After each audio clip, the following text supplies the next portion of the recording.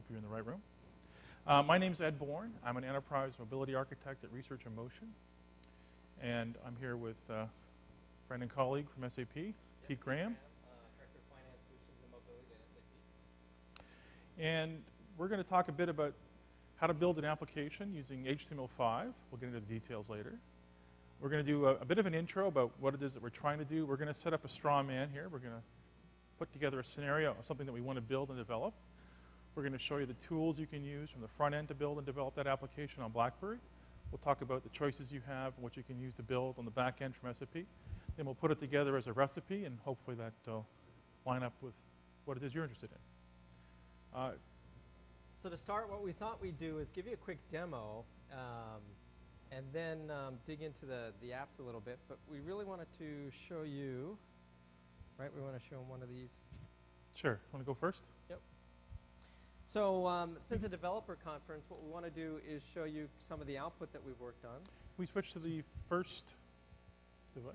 There we go. There we go. So what we're showing here is actually an HTML5 app that we wrote with BlackBerry early this year.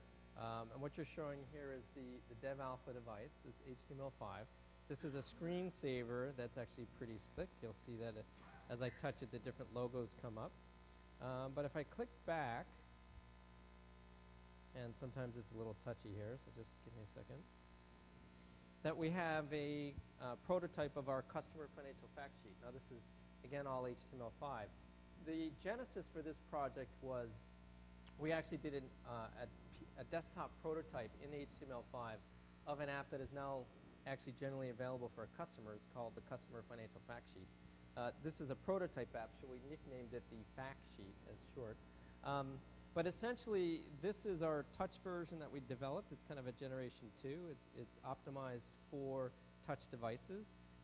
And the idea is that if you're a sales rep and you're going to your customer, you can actually look at the customer account. You can pull up their information. You can actually resize the card. This is the info card. And you can go through and look up information about, if they've paid their bills on time, what invoices might be available for you to look at, and a quick look at their credit check. We have some other things on this app, too, in terms of the way the map was built, and we'll talk about that in a little bit. But really what we now want to show you is how easy this app was to port over to the different devices. And it's really not port, it's repackaging. So now what we want to do is switch to the latest dev beta that just came out. Was it yesterday, Ed? Yeah, so I have a Dev Alpha B, which you saw in the presentation earlier this morning. And Pete and I literally copied this stuff over onto here this morning. So we're being kind of brave here. Oh, I pulled the wrong one, sorry. There we go, pull the power. So we'll see how this goes. So this is the device that you would have seen used for the demos this morning to the keynote. We'll give it a second for it to wake up. There we go.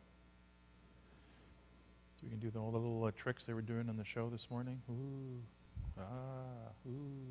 Anyway, so what we've got here is we've got the same application that was on the Dev Alpha A. So we didn't have to report it or do anything. It was compiled for the first beta 2. Yep. This is the beta 3 that's now going to be available as of tomorrow, I believe. And so far, so good. Now what we want to show you is also, you'll notice that this app comes up a little differently on this device because we have it in portrait mode. And that's another interesting aspect of this app is that it has a responsive design built in.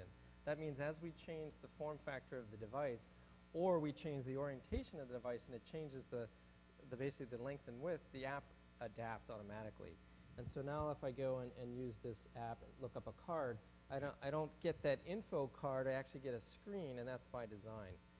And we wanted to show you that carried over as well. I can go look at the info.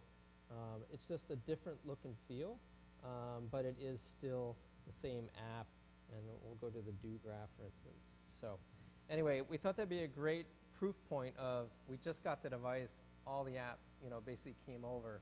And now what we want to do is talk to you a little bit more about how we approach the app design and development from a conceptual standpoint, and then Ed will dig into the tools. And then at the end of the presentation, we actually have another of our partners here, actually Romeo DeLeon from Nakisa, And he's actually going to go through his experience because he just went through this a couple weeks ago, and he's going to show you what he was able to get done in a very short period of time. We thought that would be another good proof point because most of you may be kind of in the same boat that Romeo was in a few weeks ago. So with that, I think we're back to slides. Back to slides. Okay, so just a little bit of background. At a high level, there's a lot going on in mobility and finance. I'm not going to spend a ton of time on kind of the business case, but essentially our users are corporate liable, they're accountants, they're people that are partners at places like KPMG, audit firms. They could be in finance professionals and investment bank, but they need to make decisions real time. They need to get the information while they're on the go. Maybe they're making payment approvals while they're in the lunch line, so they're trying to kind of basically make their day more productive. And so we can break all of those things down into 3 ideas around strategic, operational, collaborative. So those are some of the themes that are driving us as we move into mobile finance, and we take this information that's on the ERP system and kind of mobilize it. Certainly, key things or key ideas that will basically mobilize finance, key insights anywhere. Certainly, we're getting more and more push for analytics, but there's also an operational aspect to finance that we need to keep track of. Certainly, being more productive. The CFO office is a cost center. People aren't trying to drive revenue, so the bottom line is always important.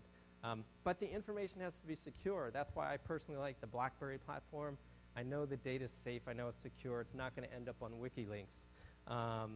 And certainly, if we can make the data more usable for our finance professionals, they're going to be able to help give better advice and move the needle for their company in terms of operational performance. We have 5 key requirements as we look at the mobile app. We want to make sure it's secure. Again, I don't want it ending up on WikiLeaks. It needs to be seamless, means it needs to make sure it works in the devices and with the information that's already on the ERP system. Hopefully it's personalized. You saw the responsive design. That's just kind of a fraction, the tip of the iceberg. With these CSS scripts or style sheets, as I say, you can actually make that pretty comprehensive as you go across different potential users, roles, responsibilities, as well as the application footprint from the device. Real time, obviously, if something happens in the mobile world today, you're going to get an instant message. You're going to get an email. You want that information to be available. And collaborative. We don't necessarily want this information to be siloed. So with that, we'll switch back now to Ed. Yeah, so we actually kind of changed the order on the demo, so let me skip ahead a little bit. So we gave you an overview of what it is that we're trying to build. Now let me tell you a little bit about the recipe. So first things first. When I first met Pete, and he was interested in mobilizing his application environment, he came with a bunch of assets. He already had a bunch of content written for the desktop. He's already comfortable with HTML5. He has staff that work with that. So given the choices on the BlackBerry platform, native and Cascades, Adobe Air, HTML5, it was a pretty obvious choice as to which one we were going to start with. We were going to start with HTML5. What Pete didn't know at the time was that we had WebWorks, or if you like, our version of Cordova, of PhoneGap. So you can take existing HTML5 content, package it up, have access to local resources or not, depending on what it is your application is doing. We do have a few on here. We'll talk about that later. And you can then follow the deployment model of a normal application. You can deploy it through App World. You can deploy it through the enterprise App World, and so on.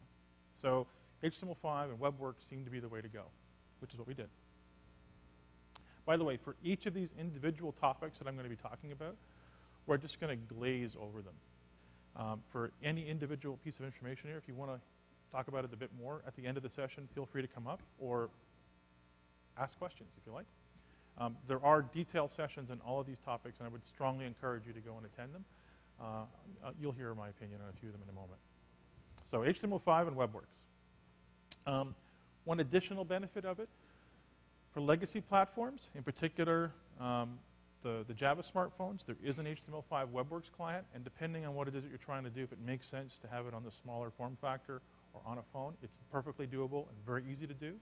And of course, whether it's on a PlayBook or on a BB10, the only real difference there is the form factor, how squishy your finger is going to be to click on fonts and buttons and so on, that kind of thing. You do have to take that into consideration. All very simple to do with HTML5. So I'm sure you've seen a slide like this before, or hopefully you have already. One of the nice advantages with our platform, in particular with PlayBook and now with BB10, the HTML5 spec is top-notch. So ACID3 tests, all this kind of wonderful stuff. Pretty much anything that's guaranteed to work at this point in any other WebKit browser will run on our platform. In fact, the last time I checked, which was a couple weeks ago, the only platform that had better support for HTML5 was the most recent desktop version of Chrome. Okay, so there's a few things you can do with our browser right now on the tablet that you can't even do with Safari. WebGL, for example. And then if you look in the bottom left-hand corner, I outlined just a grab bag of frameworks. So even if you're starting to build with HTML5, you're probably not going to build stuff in the raw. You're going to choose libraries, JavaScript libraries, to automate the building process.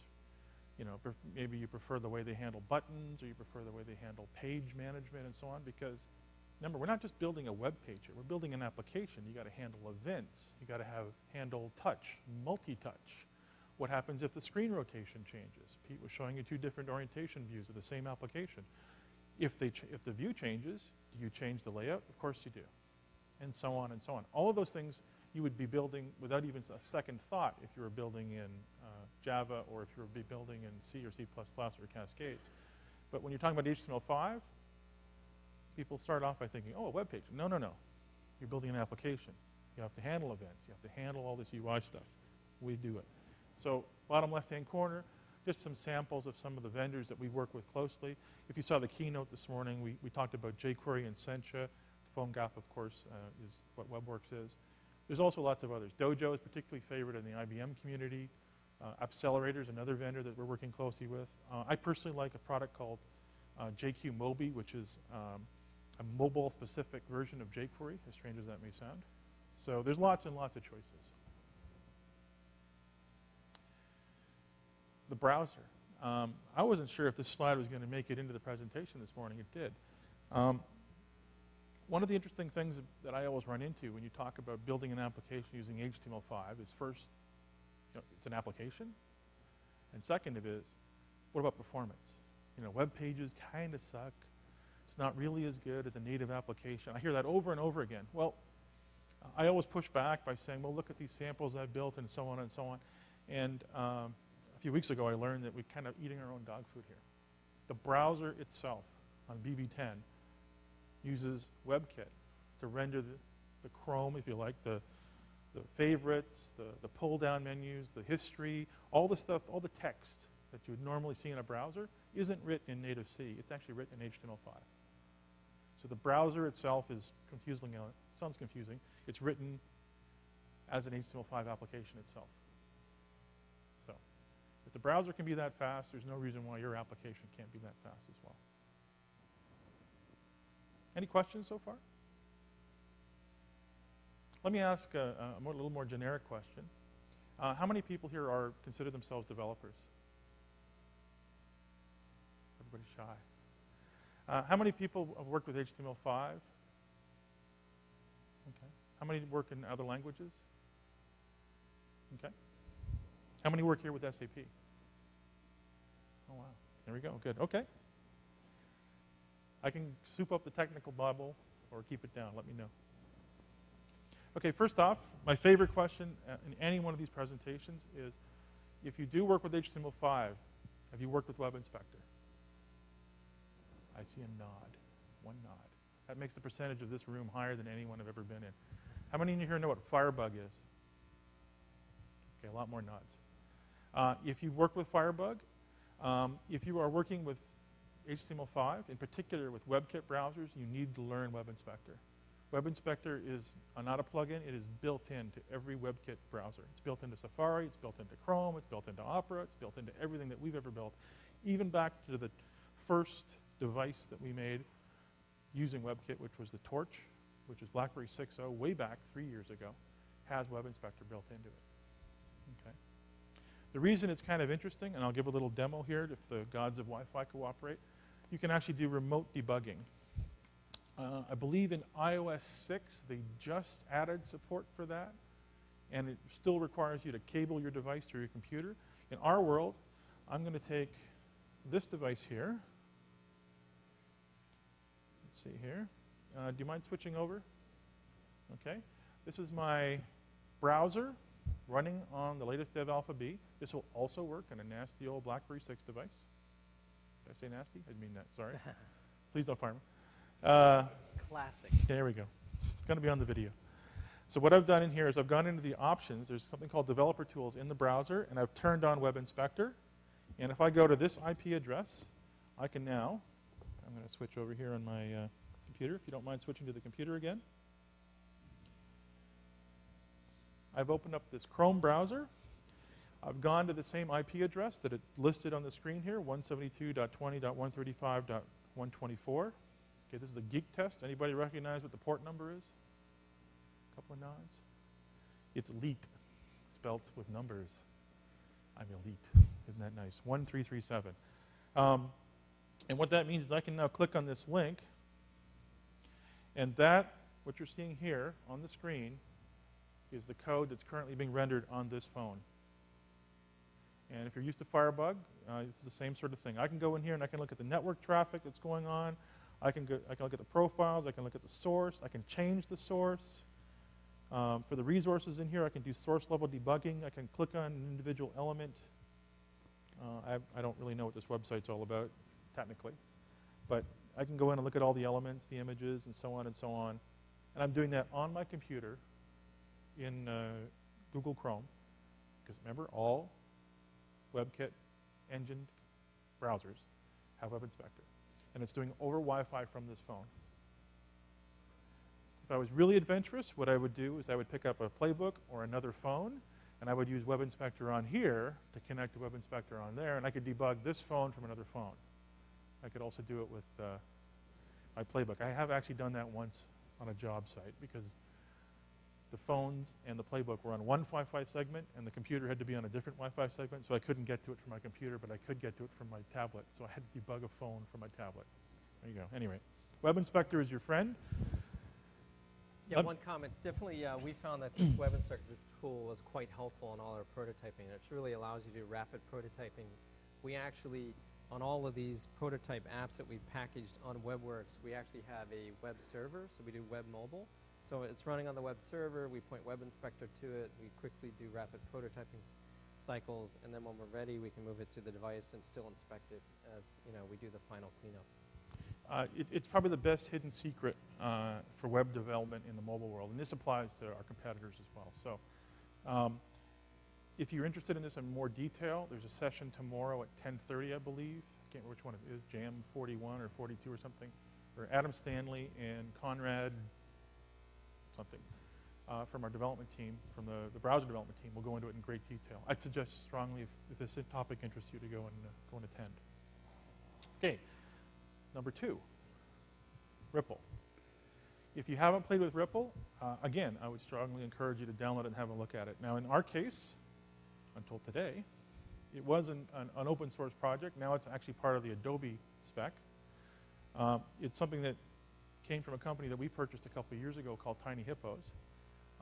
It's been in beta for quite a while. If you'd seen earlier demos of this from me, maybe perhaps at BlackBerry World, for example, it was fairly buggy. It still is. It's still in beta, but it is a very powerful tool.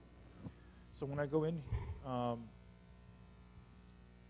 Ripple, what I see when I initially launch it is something like this. So what I've done is I've gone to a local file, file : C:, it's my Git store here. For this particular application, I've launched the index page. And if you look on the left-hand side, you'll see that I've chosen the BlackBerry 10 WebWorks platform and the BlackBerry 10 Dev Alpha. And I'm looking at the content that we would have seen earlier on that live phone. And I can hide this stuff and bring it forward. So why would I want to do this? Why wouldn't I just edit this in the browser natively? I'll tell you why. You can't do things like this. I can change orientation instantly. Okay? So if I want to see an eyeball, what's going on when I flip the orientation, That is much faster than even turning a physical device. If I want to know what goes on if I click on the accelerometer, right? I can go down here and shake. And hopefully you can see the screen shaking. I can do more orthodox things if I want. I can set GPS coordinates. I can go in and fake a camera action. I can fake events. I can do all sorts of things on here. And ultimately, the reason I'm doing this here rather than a simulator is if I need to do something and see what the effect of it is, I can just hit refresh. Right? I don't have to reload the application, bundle it, put it on the simulator, turn on the radio again, yada, yada, yada. I'm just hitting F5 over and over again. Now, you don't see this in this particular application. I got another sample where I'm using something called cross-domain scripting, where I'm pulling data from multiple sources, which you're normally not allowed to do in a browser. Browser rules for security say if you're going to the Bank of America, all the data you must show comes from the Bank of America. You're not allowed to go anywhere else. But if you're building an application, that doesn't matter. You can pull data from Bank of America. You can pull data from the weather network and mash them up together and figure out which bank is not being rained on right now. I don't know, whatever. But that's not allowed in the browser application. In a browser application, you would have the web server go out and pull all that information together and mash it up. But here, I can do that. I have all my scripts, my HTML5, my CSS, my JavaScript. It's all local. I've bundled it up. And because it's an application, I can ignore the security rules of a browser. So there's a lot of reasons to do this. And there's even a little button for it on the right-hand side there to turn on cross-domain proxy. So that's why you want to use Ripple. It's faster than a simulator, but it also lets you break the rules of a security model that you would have with a browser application and lets you emulate all these little hardware attributes that you could try.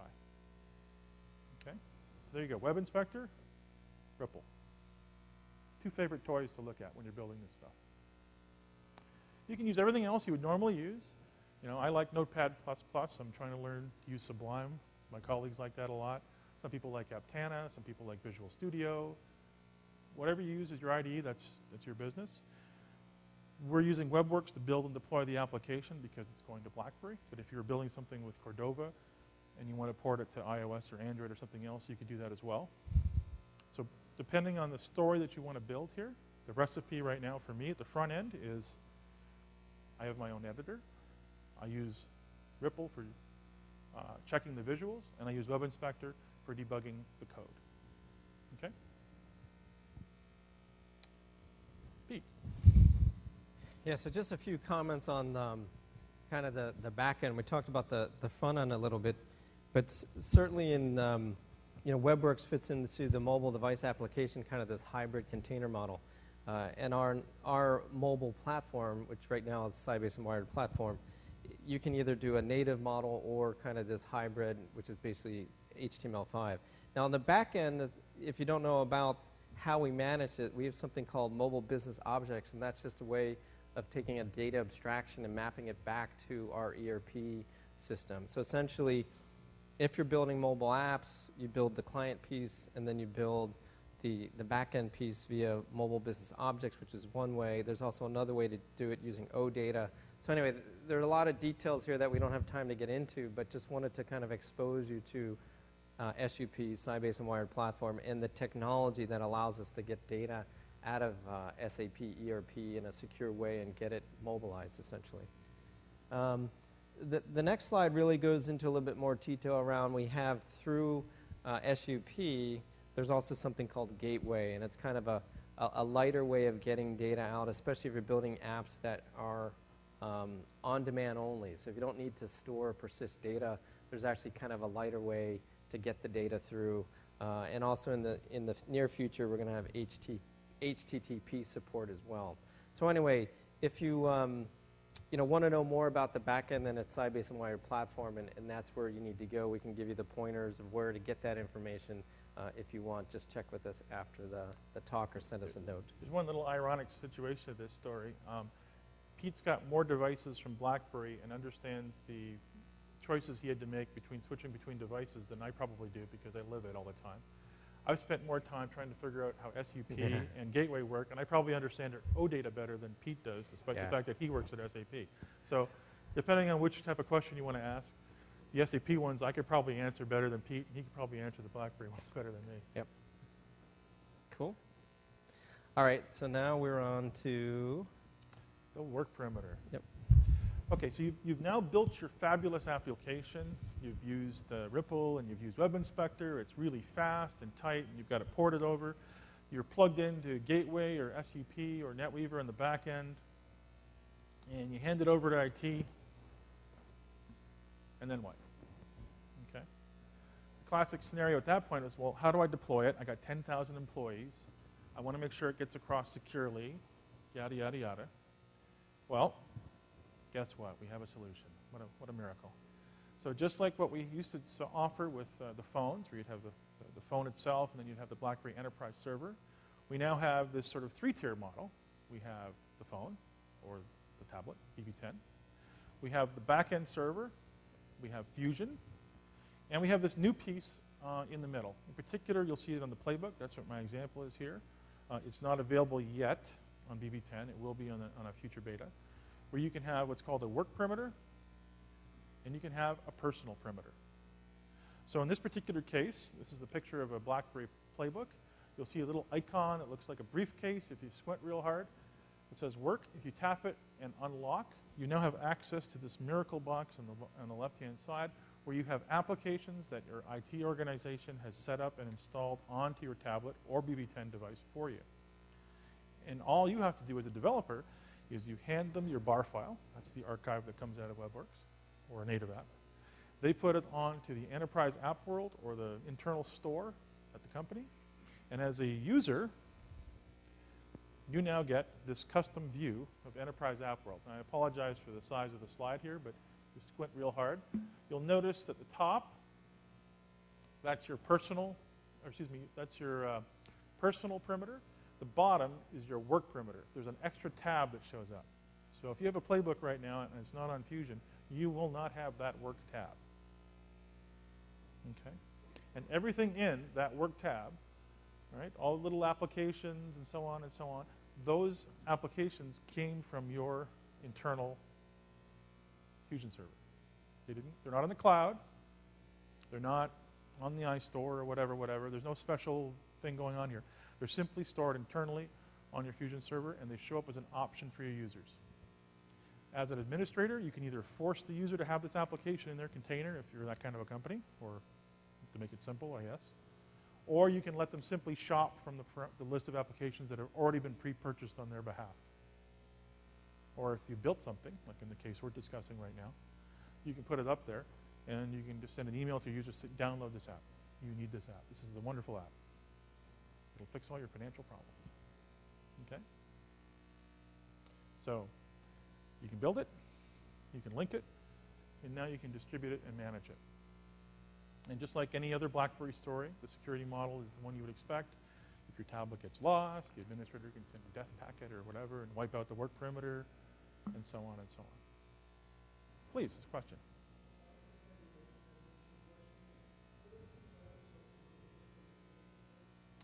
Push notifications is supported for biz, if you like, for the cloud.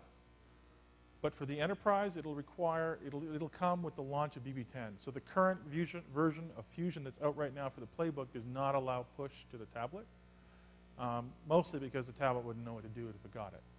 There's an update coming for Fusion that will coincide with the launch of BB10 that will have push, and it'll work very similarly to what we have right now with the phone. If I want to be real technical, the phone requires push to go to a port number, and then your application is required to scan that port to see if there's any information it needs. With BB10, that changes. We have a framework in BB10 called Invocation Framework, where every application has its own unique ID, which is something new. So what happens for push with BB10 is you push to application ID, no longer port. So if you've got a experience with that sort of thing right now, you'll switch from port to ID. So if I want to push to Minifac, I just look up to see what Minifac's ID is. It's 123456, and I push to 123456, and it'll receive the payload.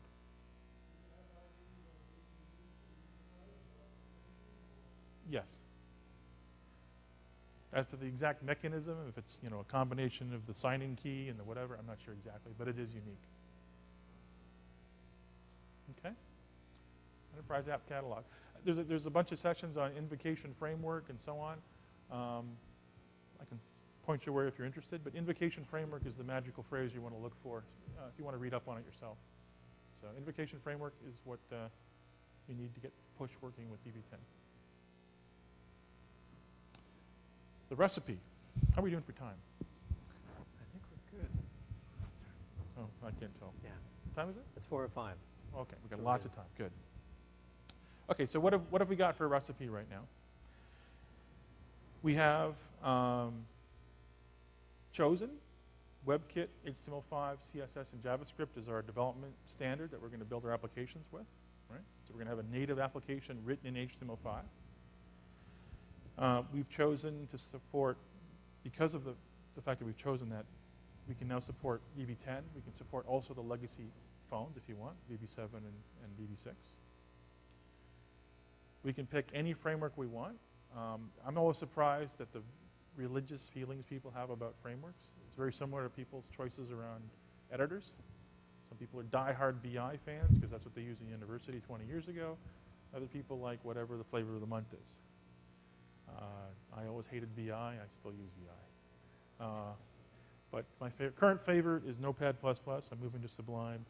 Again, it's a religious choice. Frameworks seem to be in the same category right now. If you make the, depending on who's in the audience, I might offend somebody. If you make the mistake of inviting the framework vendors to give you a pitch on why theirs is better than someone else's, you'll hear 29 different stories about why one is better than the other. I would suggest that it comes down to personal style and expertise inside the company. Some frameworks are very good at handling back-end connectivity. We've kind of glossed over that, by the way, in this presentation. I haven't really gone into the details of how the application on the front end reaches the application on the back end, partly because it's actually pretty simple. It's just web calls over OData. That's pretty much OData. Everything's OData. But all these frameworks will handle that. What they really do is they handle the eventing and they handle the UI design. Some people like the UI design and the frameworks tooling that comes with Sencha. Some people hate it. They think it's too thick. They want to use Zepto. I don't like Zepto. I prefer a competitor called JQMobi, and so on and so on and so on. If you've got interested in all those or you have preferences, I'd love to hear what your favorites are or not and why. But so far, it seems to be, even within companies, there's a lot of religious choices about one or the other. Whether you pick SAP Gateway or SUP, or there's other choices, believe it or not, at SAP as well. But those are the two sort of flavors going forward that I'd suggest you look at strongly if you're starting a new project. But you don't always have that choice. In fact, when we have Romeo up here to talk about Nakiska, they've actually gone to a scenario that deals with older legacy ERP systems using pure NetWeaver. You're going to have to make a decision one way or the other how you communicate with the back end. The nice thing about Gateway and SUP is very clean, it's simple. You're talking with OData, whether it's over JSON or Atom or whatever, and it's a nice, simple HTML feed. Okay? So there's your recipe. So I'm going to go into a few slides around where you can get more information and where you can download stuff. But before we do that, let's actually cycle back and talk about Nakiska. Please. Say that again? WebSockets. There is WebSocket support. It all comes down to the library you're using and the version of the software you're using. To be honest, I'm not really sure at this point. Why would you want to use WebSocket in particular? What are you thinking of? The problem I have with WebSockets is when you use something like JSON or if you use Atom or RSS, you do get kind of a real-time thing, especially with RSS and Atom feeds. They're designed to send you data as it comes in.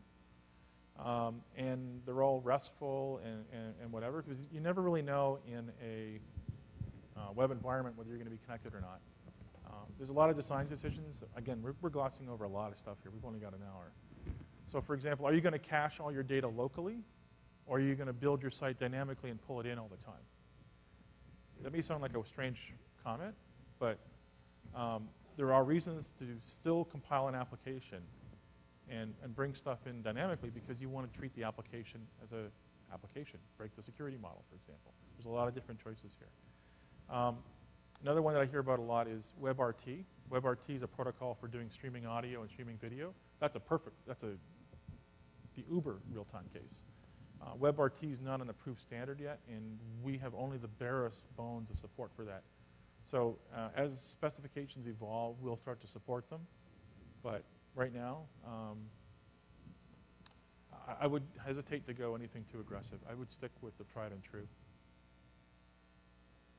I mean, one thing before we get to Romeo is basically on the slide here we've got BB6, 7, and BlackBerry 10. And really what's very interesting about some of the prototype work we've done is we started with the playbook and the dev alpha, but then as we got more comfortable and we could kind of tailor the framework, you see the micro framework versus the macro framework, you can actually run it on some of the older devices pretty nicely with the same code base.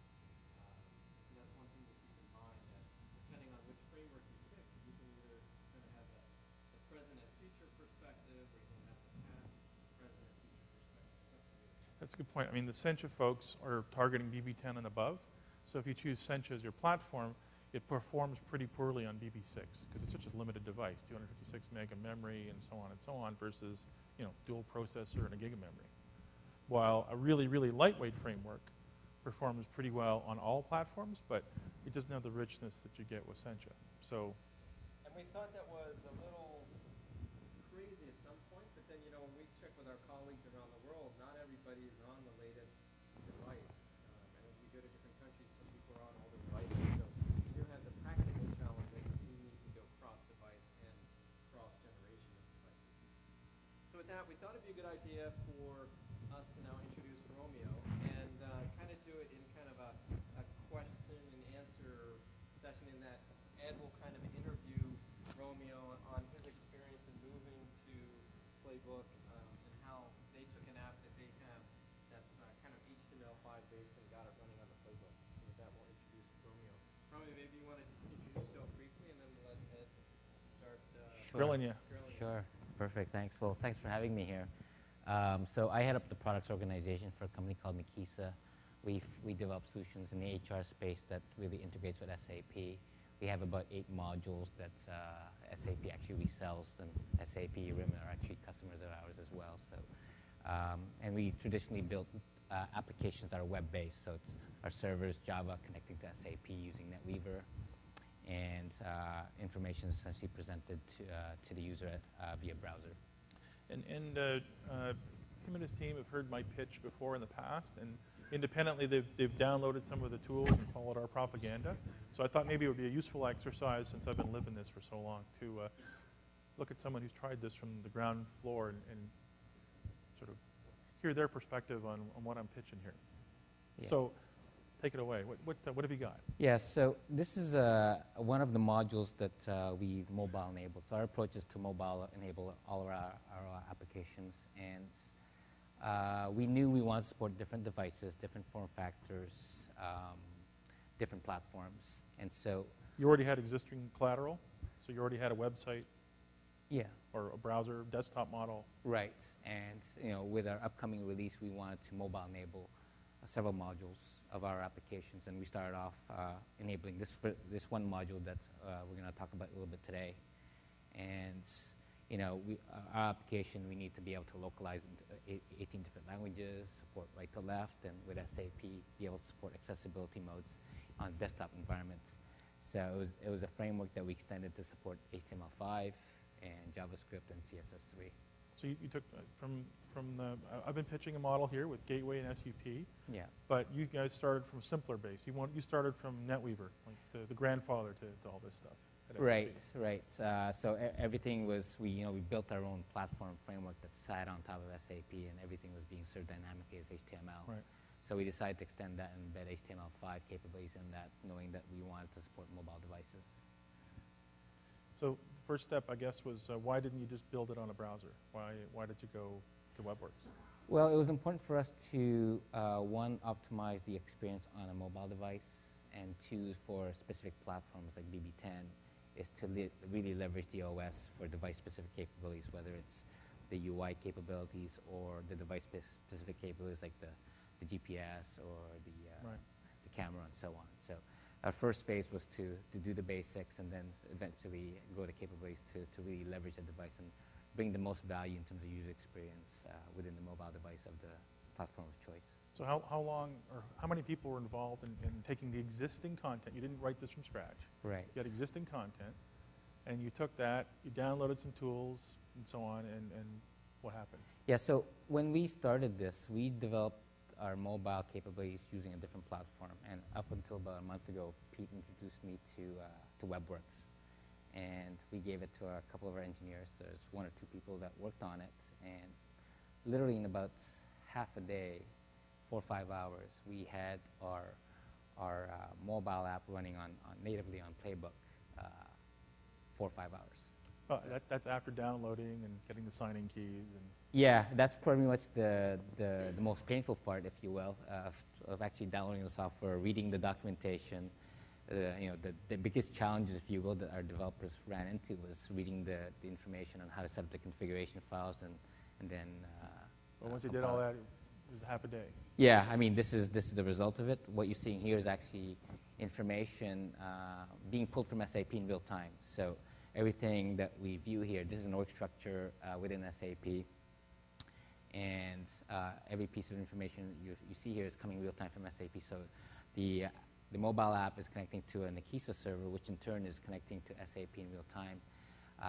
In parallel, we're also leveraging SAP's authorization. So information that you're seeing here is secure and based on the role and authorization that the user I'm logged in as is capable of seeing. Okay. This is an HR module as opposed to the finance stuff we've been talking about. Right, and essentially our framework allows us to connect to almost anything in SAP. So it was important for us with SAP. SAP's king of data. You have all kinds of structured data in SAP, and when with our experience with our customers, they really love to customize SAP. So it was also important for us to provide that customizability in our apps.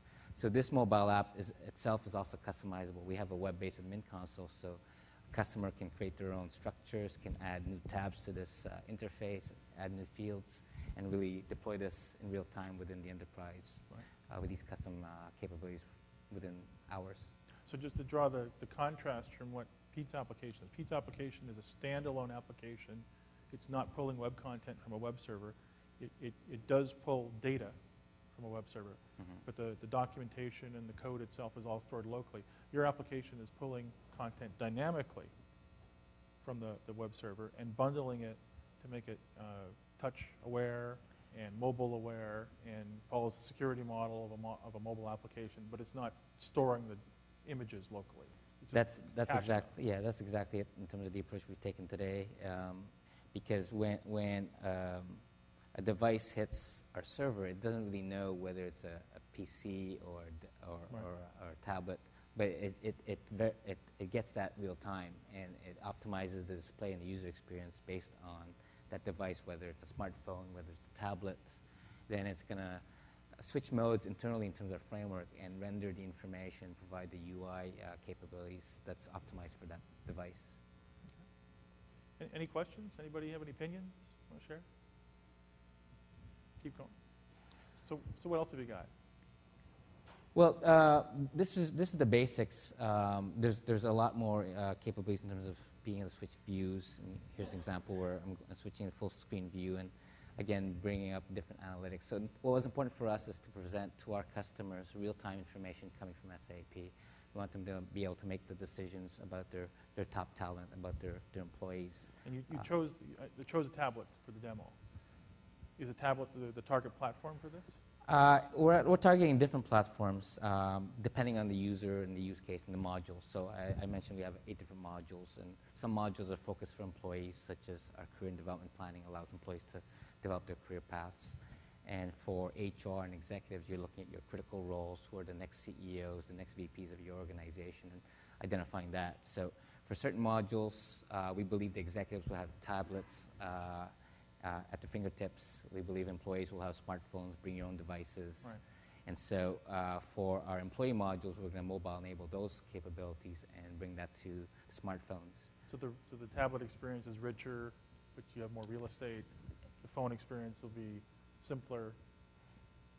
That and a combination of different use cases. You know, the employee scenarios is maybe you're using SAP data to collaborate, understanding who's who. You have so much HR information there, being able to search who's an expert in Java, who's an expert in HTML5. Can I find that person, connect to them, and collaborate?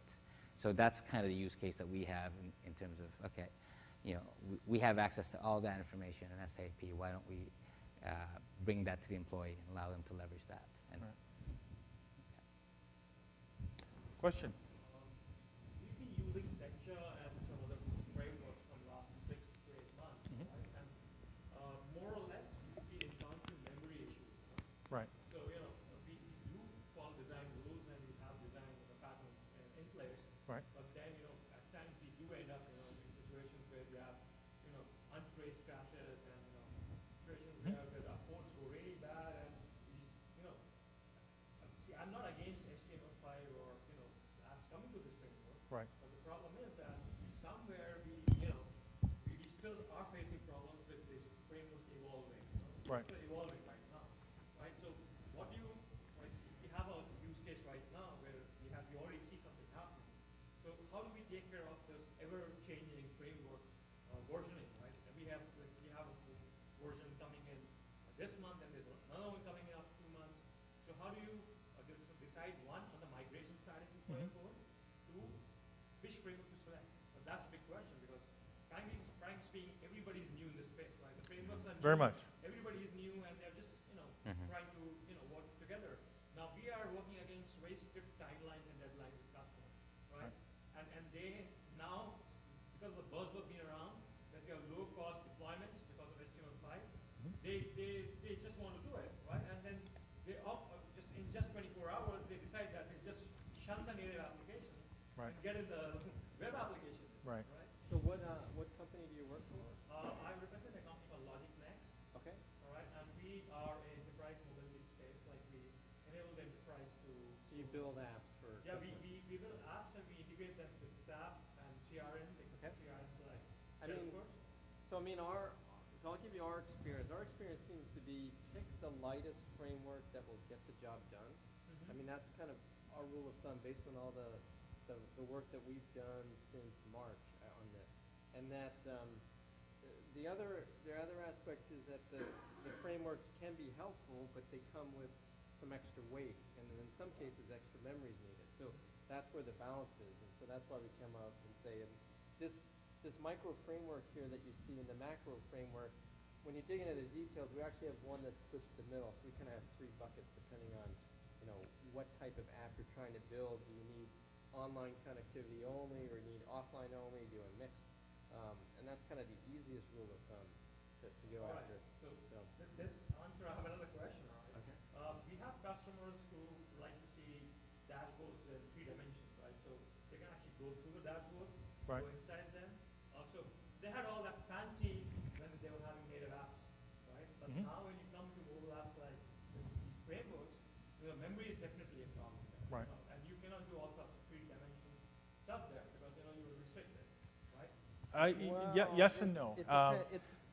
Thank you. Yep. Go ahead. Well, let me go back to the first point that Pete was making. I've thrown out a few comments about why I like certain frameworks and not others. Let me dive in a little deeper because your point is pertinent. jQuery, for example, is a framework that was originally designed for the desktop. And the elephant in the room for desktop is Internet Explorer. Because if you look through the code for any of these libraries, it's always like, here's what it does to work in WebKit. And there's a couple little fixes for Firefox. And then there's a big, long chunk of code that handles all the Internet Explorer exceptions.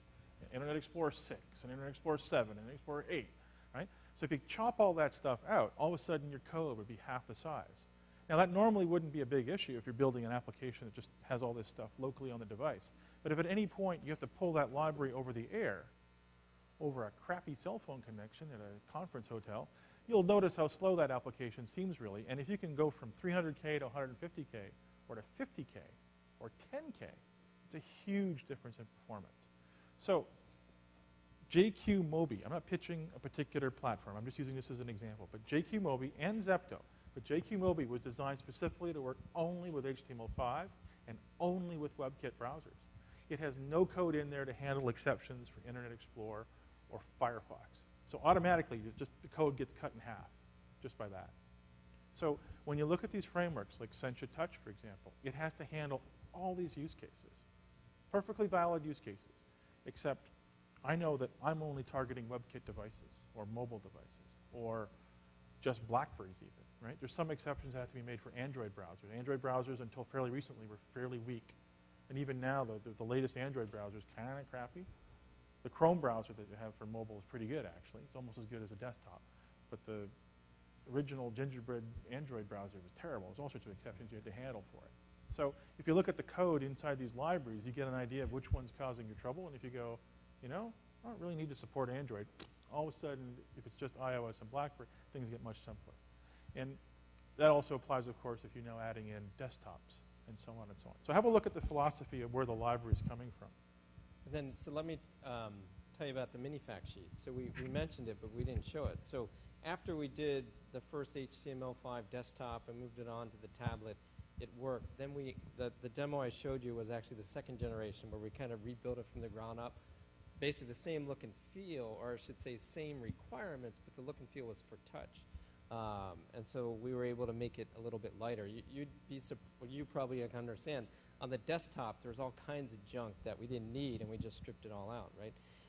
And so then what we decided to do is, well, can we actually invert the design paradigm and go from the form factor of the phone and work from that side and really kind of push this framework. So we kind of started on the micro framework side, and what we did is we came up with the mini fact sheet, and that's what's shown here. And it's basically the same design elements, but really slimmed down so that it works on this device. And believe it or not, we got it to work all the way down to BB6. So we actually had to push the team a little bit to make sure they got the latest OS update, but it turns out it was enough, and I forget the issue that Jim found in the code, Right.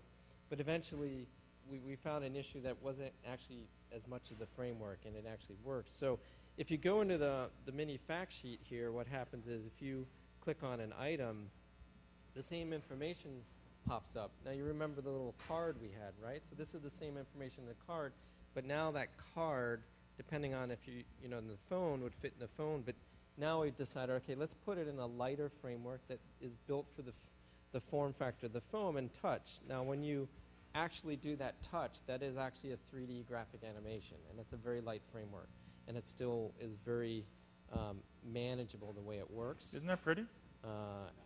Yeah. And that's so, like less than 10K of yeah, code. it's not a lot.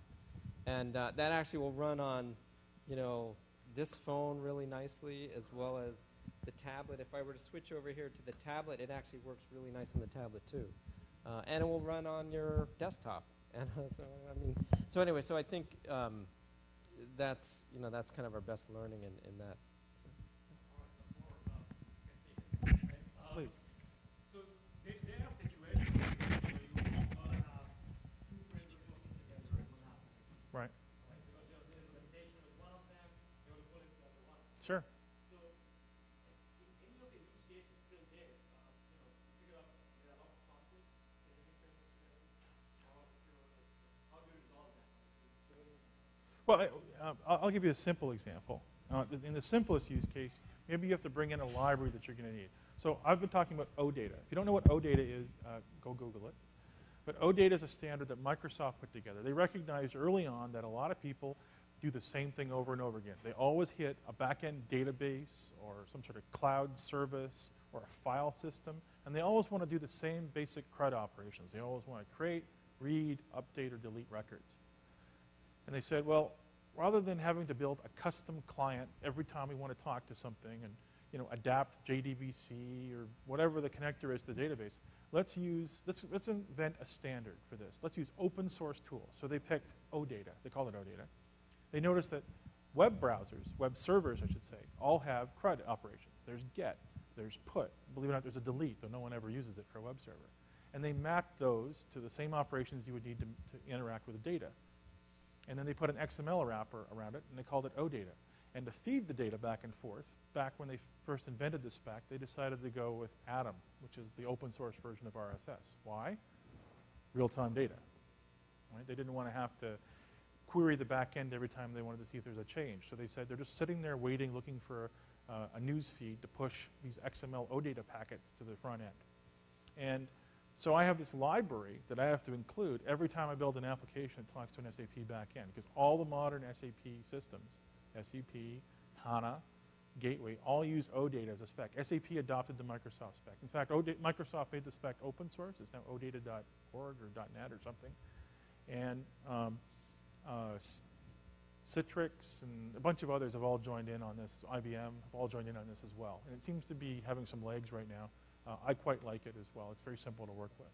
So that's a library I automatically have to include because OData is not built into these frameworks, except as of this year, Sencha Touch and Accelerator and all these other guys are now including it. So if you go and look at their library systems, they all have this thing embedded. But if you use jQuery or JQMobi or any of these really lightweight things, it's all about getting rid of stuff you don't need. They expect that 9 times out of 10 or 99 times out of 100, if you're building a Zepto.js or a JQMobi mobile website, you're not using OData, because who uses OData? Well, I do, because I'm talking to data that comes from a corporate enterprise system, so I have to include that library. So in that kind of scenario, it's usually not a problem. But if you're mixing, if you're mixing jQuery and Sencha, and both of them have rules for how you manage the events on your page, they both have their own templates for style sheets and so on, you will run into trouble. So I can show you this now, the fact sheet on the playbook. I showed you the one on the dev alpha, but you can see it, even though it's a larger form factor, it's actually still quite nice. It scales up nicely. It's still very usable, very light animation, right? 3D is still quite usable. Okay. Again, I think you hit the nail on the head when you started your conversation by saying that it's still an evolving spec. There's no right answer to all this stuff. It's just experience at this point. Everybody is learning in the process. Yep. And you don't have an open space where these learnings are shared. Because everybody's doing in-house stuff. Yep. Right. So we really don't know what's happening there. Okay. It's only in these forums that we come to know that. Exactly. You have the same problem then. There are similar solutions. I work in the partner side at RIM, so I deal with forward-looking innovation, right? SAP, Nakiska, these folks come to me and ask, what's going to happen in BB10, which hasn't even released yet. So what do I want to talk about? I want to talk about devices with dual processor and 1.5 gigahertz processors and graphics co-processors and the latest and greatest HTML5, hardware acceleration, right? My colleagues who go and work with Bank of America or something like that, and they come to them and say, hey, we got this BlackBerry 6 device, and it has 256 megs of memory. It runs at 600 megahertz. It's a single processor. It kind of supports HTML5, the first iteration. Can you make that big, wonderful application that uses Accelerator and needs 2 megs of downloads to even launch work real fast? Oh, I know. And it's not just us. I mean, if you take the same Sencha Touch application and run it on an original iPhone 3G, good luck getting that to seem like it's running. Share something with you guys.